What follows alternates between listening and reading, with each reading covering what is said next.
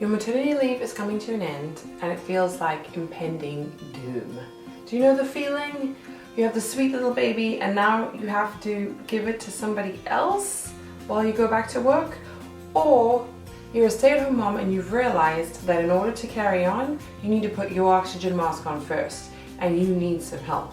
Hey, no shame in that. I 100% endorse getting some help.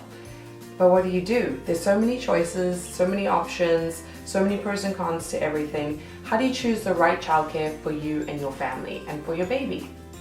Welcome back to my channel. My name is Julie. I'm an occupational therapist, a life coach working to help new moms, working moms, people transition back to work, and I'm a mom of two little ones aged 4.5 and 2 years old. If you're new to this channel, I would love to have you as a subscriber. Don't forget to like the video as well as turn on the notification bell by clicking the bell icon. On my channel, I like to talk about some of the more challenging things surrounding motherhood and topics that I think need to be spoken about more in our common culture. I would love to have you along for the ride.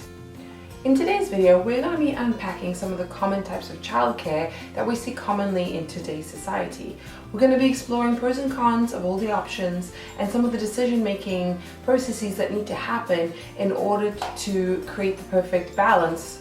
Haha, not perfect. It's late, I'm tired. In order to create some kind of balance for your family and some kind of optimal situation. I'm also going to be discussing some of the tips and tricks that I have learned as a mom of two, as a working parent, that I think might help people when determining what kind of childcare they need for their family. As a little background to me, if you're new here, I have a 4.5-year-old and a 2-year-old.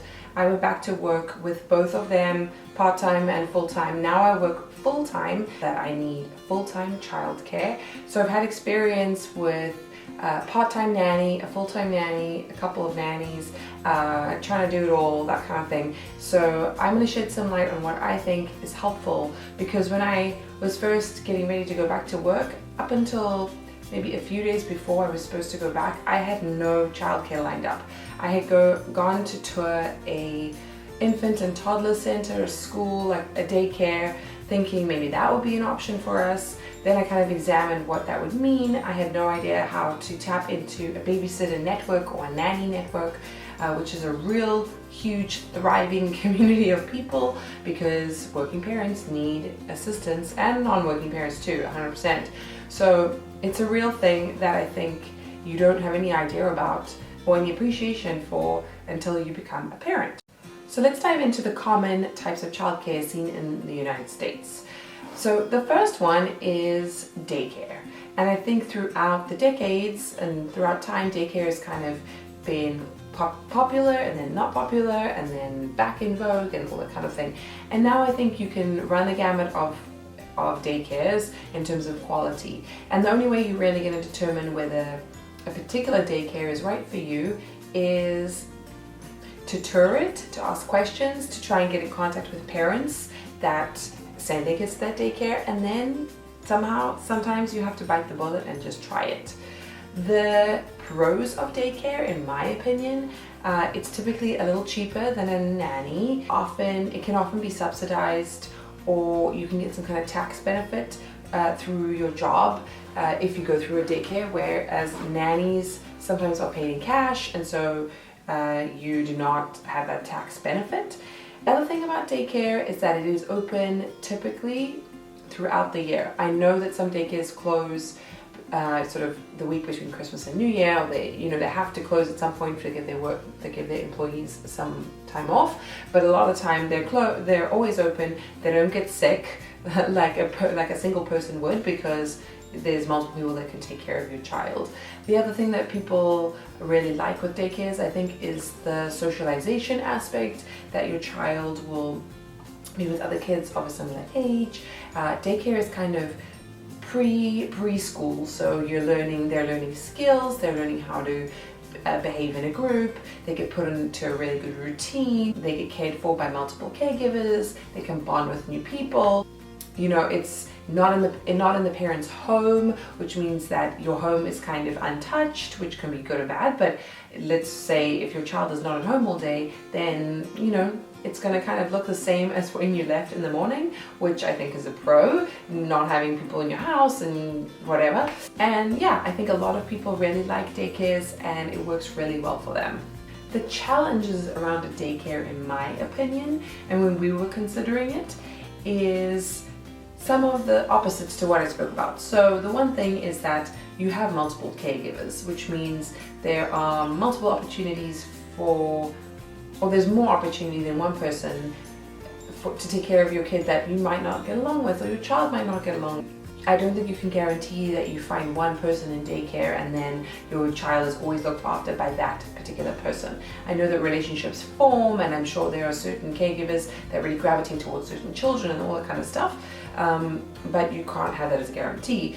And also, in daycare, you're not necessarily guaranteed a one-to-one attention for your child. So if that's something that's important to you, where you feel like this child should have undivided attention by the caregiver, then daycare might not be the best choice for you. The reputation it has is that children are exposed to a lot of other children, and as a little baby they can get sick, and parents will often come back to work and say, oh, my child started daycare and now I'm really not feeling, I'm getting all the bugs, and one person gets sick in the family, the next person gets sick in the family. The pro of that is that you build a really strong immune system. Your child is most likely going to go to school with other children or be in an environment surrounding other children eventually. So this is a good way to build immunity, but it can be a little rough in the beginning, because I think the stereotype is that children at daycare get a little more sick more often than kids who stay primarily at home. One thing that was a real big deal for me with daycare, and why we decided ultimately not to do it, is that you have to physically take your kid to daycare. And when you're running late in the morning, you have to pack them up, especially when it gets cold and the weather's bad. And in New York, we walk everywhere, so we're not necessarily driving to daycare. And that act of having to get the baby out of the house and myself and get us both to work on time, my husband and I, just was an extra step that I didn't want to partake in. And I think that was one of the reasons why we ultimately decided to go for a nanny, because it's kind of, they come to your house, so it's like a concierge service. So that is also something to consider if you have a flexible job, if perhaps you work from home and you want your child out of the house because it makes it much easier for you to be able to work at home and you have the flexibility to drop them off and pick them up, then daycare might be a great option for you, because you don't want to leave your house, so you need to find an alternative plan for your child. The other thing about daycare that I wasn't as sold on is, they're not staying in their own room, they're not sleeping in their own bed, and I like the idea of my child getting into a routine at home with all the familiar stuff. I thought daycare was quite a lot of different changes all at once. But in retrospect, had we decided to do daycare, I'm sure my children would have been fine, and they adapt so quickly. They have to adapt to a new person anyway. So daycare is just another adaptation that they have to do, and people love it and swear by it. Let me know in the comments below if you've had any experience with sending your kids to daycare and what childcare option you chose and why. I would love to hear your thoughts. Don't forget to subscribe and to like this video so that I know that this is something that you're interested in and I can make more videos like this, because I think there are a lot of topics in parenthood that we don't know until we are faced with them. So if there are any specific topics that you'd like me to talk about in future videos, please let me know. Then the next common childcare option, and the one that we ultimately went with, is a nanny or a babysitter. And I've had 3 nannies in my children's lifespan. My second child has only had 1 nanny, and it's a whole new world, the nanny situation. As I said at the beginning of the video, I was kind of in denial about the fact that I would need someone to care for my child. I just couldn't fathom that I would leave him. And so it was a big mental shift to accept someone new into my home, accept help. I remember the first time I interviewed a nanny, I didn't even know what to ask her. I didn't even know what questions to ask her. And I didn't even know how to get that information, because until you kind of dive right into it, sometimes it's just hard to find. You don't know what you're looking for. Things that I think are important to think about with the nanny is personality, match, knowing yourself as a person. I know that I don't like conflict, and I am always kind of a little timid about expressing myself, and that's not good when someone else is looking after your kids. And you know, you get nannies that are very self-assured, very dominant personalities, and for me that doesn't work so great, because I want to be able to express myself and not feel like I'm fumbling over my words and I can't have a serious conversation about my most precious possession. My child is not a possession, but you know what I mean. So consider personalities, interview nannies, interview a lot of people so that you get a feel of what's out there. The other thing is trying to find out rates for nannies and what is fair pay in your area. It's really dependent on where you live. It depends on how many children you have. It depends on how many hours you have. It depends how early you want them to come in. It depends how late you want them to stay. Are they going to work weekends for you? Are they going to do date nights for you? Do they do additional household chores for you? You know, typically what I found, at least in New York, is that nannies typically, so take it with a grain of salt, only care for the child and the things related to the child. They are not a housekeeper, they are not a cleaner, they are not a maid, you know, they are there to look after your child. And that's good because you want them to prioritize your child, but that means that they are not gonna do your laundry or clean your bathroom or cook for the whole family necessarily. Some nannies will, some might just like to keep the house clean when the baby's napping and feel like that's part of their duties. Others might request more money to do that kind of thing in place of a cleaner.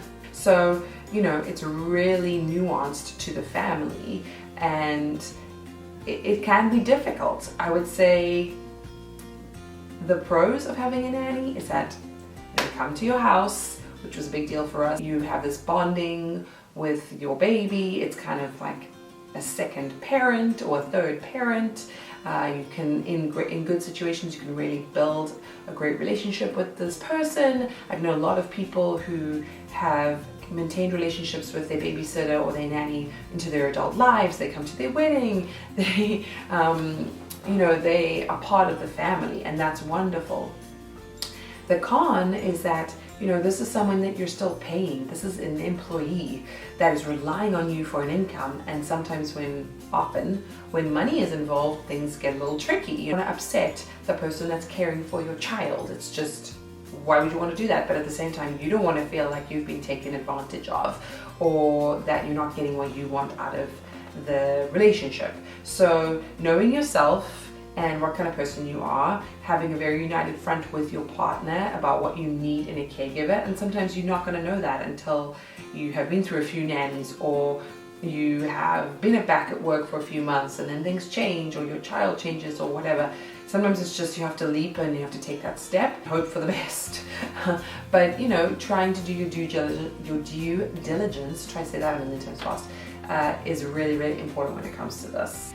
I would also say a pro of a nanny is that your child can stay in your home, you can have play dates in your home, you can encourage them to cultivate a little community with other nannies, or they typically will find friends. The nannies will find other nannies to be friends with, and then the kids can be friends. I think a nanny can also be really tailored to what you need, which is very nice.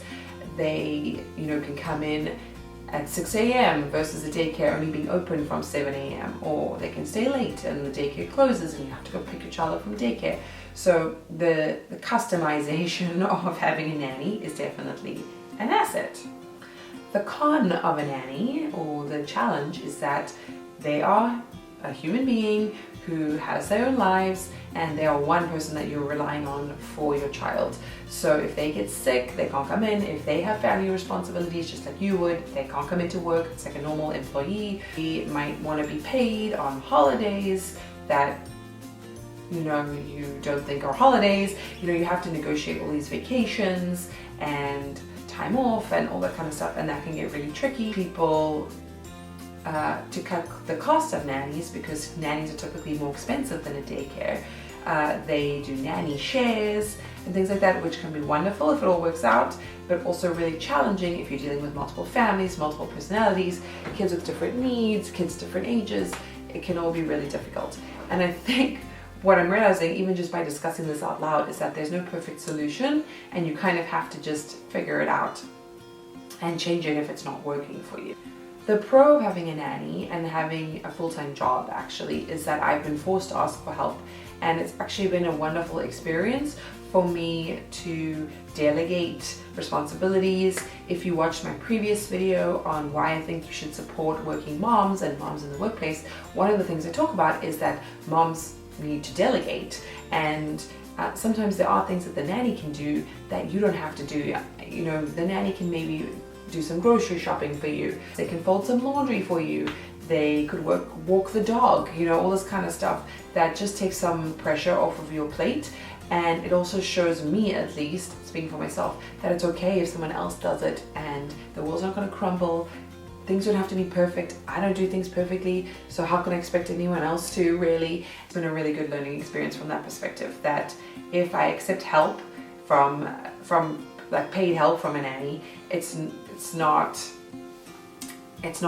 not failing at life, and I am prioritizing what is more important to me. So if I ask my nanny to cook, I don't know, say I asked her to cook a meal for our family, which is not typically what she does, but that meant that I can spend time playing with my children, well, that's money well spent, you know. Or if she babysits for us so that my husband and I can go out on a date night or go out with our friends. Before, I wouldn't go out or do anything because, you know, I don't have the help. I want to do everything myself. It's not the end of the world. Whereas before, I wouldn't go out or do anything because, you know, I don't have the help. So I think there's been some really great things that have come out of having a nanny that I wouldn't have learned had I not been in this situation. Oh, did we talk about the cons of a nanny being the expense? Because holy frickin' moly, they are expensive. At least in New York, they're really expensive. I would say next to rent, this is the highest expense that we have. It's kind of frightening to think about how much money you have to pay a nanny in order to work.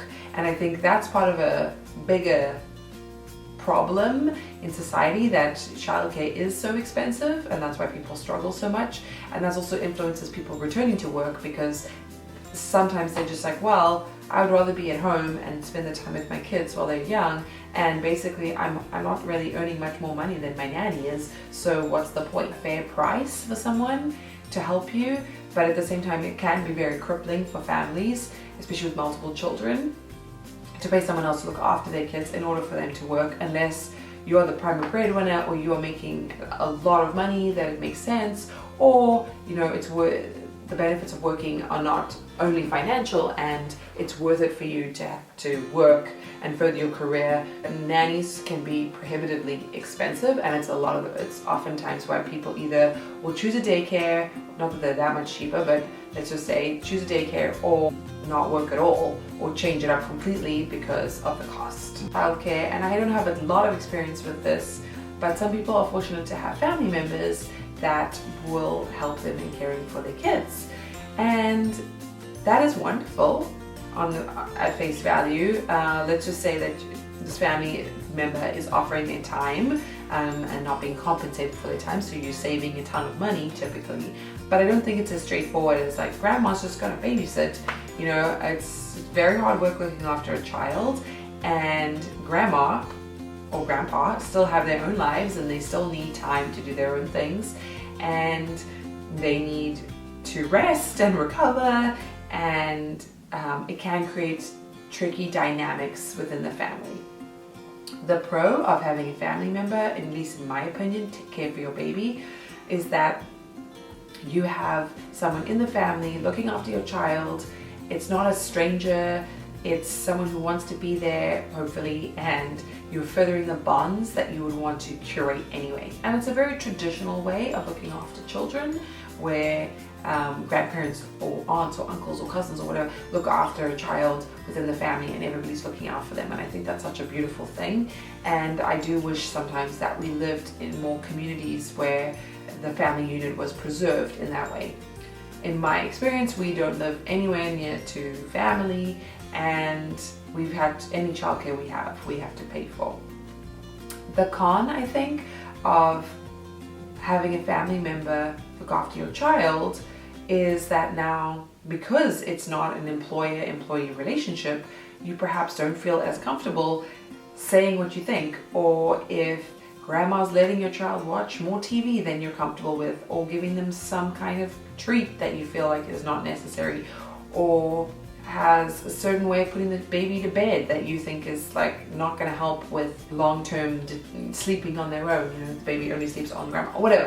It doesn't matter what it is. Like in the grand scheme of things, it's probably not a big deal, but at the time it seems like a big deal, and it might be tricky for you to voice those kind of concerns because this person is providing services for you free, typically, I would think, and they are your mother or your mother-in-law or something, and it gets really tricky. And sometimes it's just easier to have a more business relationship with someone who's looking after your kid so that you can tailor the experience to what you need because you're paying somebody. So that is definitely something to consider. I would also say that if a family member is planning to look after your child, have a setup, if you can, that either that responsibility is shared. You know, sometimes I have a friend who, I'm just thinking of someone in particular who she works part-time, so she works 3 days a week, and one of those days her mother-in-law looks after the baby, another day her mother looks after the baby, and another day her husband looks after the baby, or something like that, so that everybody is only taking 1 day a week and it's not overwhelming. They can still have their own lives, they look forward to seeing the child, and everyone is shared in their responsibility, and that is a great option. There's like maybe too many cooks in the kitchen and people do different things, but if you can get past that, that's a great way to do it. If you have just one family member, like just grandma looking after this child Monday through Friday, and you work full-time or you travel or whatever, it can get a lot and it can be overwhelming, just like it would be if you were looking after this baby, except for grandma this is not their child, so it's a little different. You might be prepared to do things for your child that grandma isn't, or whatever. I mean, maybe you wouldn't put your child in front of the TV for 2 hours because kind of just suck it up because you feel strongly about TV, or that's at least how I feel. Whereas maybe grandma is like, well, TV's fine and I need a break, and so, okay, just an example. Not saying that grandmas do this. So that's something to keep in mind, that you have less control, I think, when it's a family member and you're not paying somebody a service. So those are the 3 main categories of childcare that I can think of: daycare, nanny or babysitter, and family member. If you know of any other ways that people look after their kids, I would love to know how you have come up with creative solutions, or if you know of any creative solutions of how people have figured out the daycare, the child thing.